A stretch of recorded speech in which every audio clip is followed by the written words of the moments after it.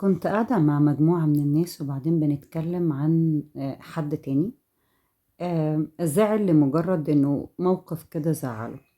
فبدأنا نتكلم هو مين صح ومين غلط ومين إيه اللي حصل وإزاي ده وليه زعلت وليه مش عارف إيه، وقعدنا إيه المناقشة طولت قوي. وبعدين فجأة راحت حد من اللي قاعدين راحت قايلة كلمة بصراحة أنا شايفاها مفتاحية جدا. أنا شايفة إنه قالت لي أنا هو ليه اللي محتاج حاجة مش بيقول؟ يعني ليه علينا إن إحنا طول الوقت نخمن؟ طب ما هو ده بيعمل المشاكل، ومن هنا بتبدأ كل مشاكل العلاقات.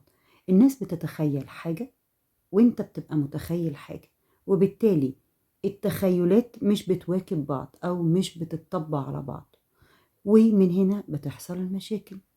حتى في العلاقات الزوجية، لو محتاجة حاجة قولي، لو محتاج حاجة قول، بدل ما انت عمال تخمن وهي عمالة تخمني. التخمين بيخص الستات أكتر.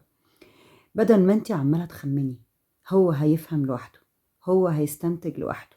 لو مهتم يبقى بيعرف، لو مهتم هيفهم لوحده. لو مش لو مهتم ومهتم بيا وعارفني كويس كان زمانه عمل لوحده الحاجة دي أو الحاجة اللي انت متخيلة ان هو هيعملها لك، أو كان جاب لي هدية، أو كان مش عارفة عمل ايه، أو كان عارف ان انا عايزة موبايل فما جابليش موبايل، ورغم ان هو عارف ان انا عايزه موبايل ما جابليش. ورغم انه عيد ميلادي برضو ما سألش فيا، ورغم انه مش، ورغمات كتيرة جدا جدا جدا نفضل نتكلم فيها. لو اتعلمتي تقولي اللي انت محتاجاه بشكل واضح، كل المشاكل دي تقريبا او معظمها 90% او 80% منها هتنتهي. ليه؟ لأن بدأنا نعبر، نشغل المكنة دي بدل ما نشغلها في الضيق وفي التعب وفي أحاسيسنا الغلط، نشغلها في الصح.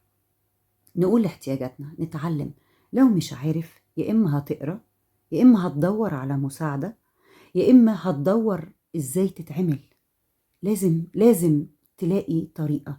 لكن كونك إنك أنت تفضل مستسلم للوضع اللي انت اتعلمته والوضع اللي انت كبرت عليه ونشأت عليه وكملت عليه حياتك، وعايز الحياة تمشي زي ما هي، عمرها ما هتيجي.